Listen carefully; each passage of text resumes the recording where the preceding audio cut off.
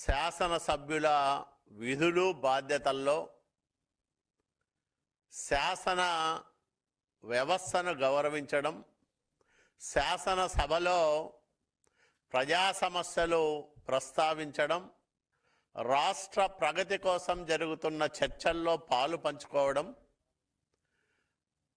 ప్రజల బాగోగుల గురించి మాట్లాడడం,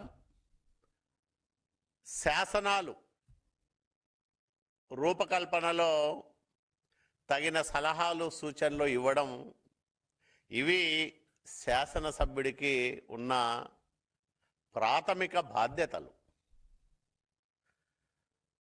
ఇప్పటికే 4 సమావేశాలకు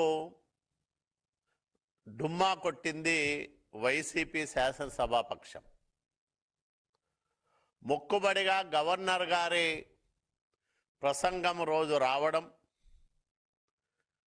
వీలైతే పేపర్లు చించేయడం, విసిరి కొట్టడం, సభ నుంచి వెళ్ళిపోవడం, ఇది వీళ్ళ తీరు.